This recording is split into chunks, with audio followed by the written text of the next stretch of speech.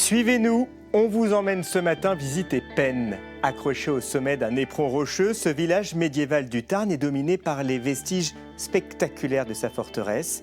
Ici, tout invite à un beau voyage dans l'histoire, celle des croisades, des seigneurs et des bâtisseurs. Dans la brume des gorges de l'Aveyron, elle a traversé les siècles en dominant le village de Pennes. On la surnomme, à juste titre, le nid d'aigle. Tel un navire échoué sur son rocher, cette forteresse est une folie. Celle des seigneurs, des comtes et des rois qui l'ont bâtie à plus de 120 mètres de hauteur. Folie aussi de l'architecte qui l'a rachetée il y a bientôt 20 ans pour donner vie à son rêve d'enfant. J'ai toujours été amoureux comme ça des châteaux assez purs, avec juste des meurtrières, pas de grandes fenêtres, juste ce qu'il faut pour arriver à survivre à l'intérieur. J'ai toujours voulu restaurer un château en ruine, pas pour y habiter, juste pour pouvoir sauver de l'oubli, en fait, finalement, une vieille dame. La vieille dame a eu plusieurs vies. Château fort au Moyen-Âge, elle a servi de refuge aux cathares pendant les croisades, avant de devenir cette forteresse royale qui tombera 3 fois aux mains des Anglais.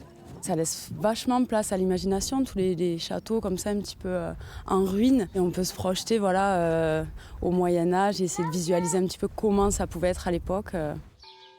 La forteresse a toujours vécu en symbiose avec son village, situé en contrebas.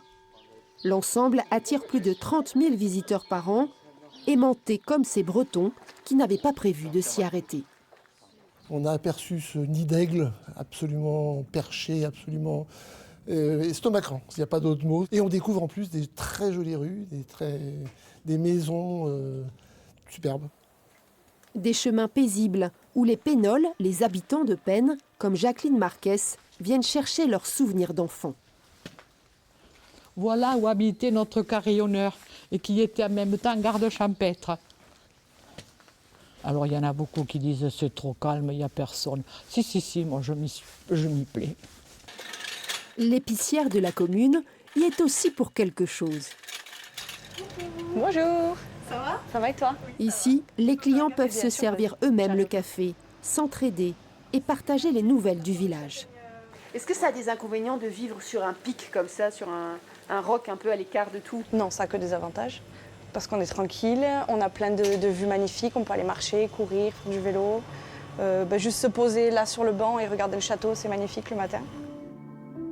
La forteresse n'est jamais loin, dans ce décor de falaises calcaires sculpté par la rivière Aveyron. Un site naturel classé qui, dans ses vallons, abrite une autre richesse. Élevé en plein air une bonne partie de l'année. Le lait de ces chèvres est récolté 2 fois par jour pour rejoindre la fromagerie du village. Une entreprise familiale et artisanale qui tourne 7 jours sur 7 avec 45 salariés. Quelques jours suffisent pour produire ce fromage au lait cru avec son trou caractéristique. C'est le fromage de nos parents, c'est l'histoire, c'est notre fromage à nous, c'est la rouelle du Tarn. On est plutôt fiers de lui et on est plutôt fiers de ce qu'il est devenu et de la popularité qu'il a maintenant, quoi. Combien vous en faites aujourd'hui? On en fait à peu près 2000 par jour. Un petit territoire à l'image de sa forteresse, aussi grandiose que préservée. Bienvenue à Pennes. Accroché aux falaises du Tarn, ce village riche en histoire nous offre des points de vue sauvages et préservés. Vous l'avez vu, Pennes s'enroule autour de l'impressionnante forteresse médiévale. Ce château nous permet aujourd'hui de plonger dans l'univers du Moyen-Âge, grâce notamment à des visites animées. Il faut dire que le site fait l'objet d'une vaste rénovation, comme nous l'explique Lise Albared, la responsable de la forteresse. L'allure déjà de la forteresse a bien changé. Il y a des murs en pierre qui ont pu être remontés puisqu'on avait assez de traces de comment c'était autrefois. On a pu refaire aussi plusieurs fenêtres, plusieurs portes, plusieurs encadrements en pierre qui avaient été détruits ou qui avaient disparu au cours de la fin du 19e ou du 20e siècle. Et grâce à des photographies de la fin du 19e ou des dessins assez précis, on a pu reconstituer ces éléments en pierre. C'est vrai que ça a été un défi de continuer les travaux en étant ouvert au public. Voilà, donc on a les travaux, on va dire, entre guillemets, modernes avec les techniques d'aujourd'hui qu'on essaye de faire plutôt en saison hivernale. Et après, il y a la technique ancienne où là, le but est de vraiment la présenter pendant 6 semaines, pendant l'été, la période haute, pour qu'un maximum de visiteurs, au contraire, puissent y avoir accès, puissent échanger, discuter aussi avec les tailleurs de pierre. Ça, c'est important, la transmission, que les gens comprennent le travail que l'on fait. Donc effectivement, ce chantier médiéval vivant fait partie intégrante de la visite de la forteresse en été. Oui, dans le cadre de ce chantier, de véritables petits trésors ont été mis au jour.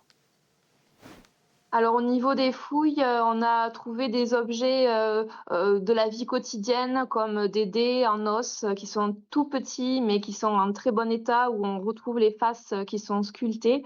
Donc voilà, on s'imagine les soldats probablement de la forteresse au XIVe siècle qui pouvaient jouer en temps de paix au niveau du site. Et puis on a trouvé aussi un objet assez intriguant qui est une hache néolithique, mais qui a été retrouvée dans une strate médiévale.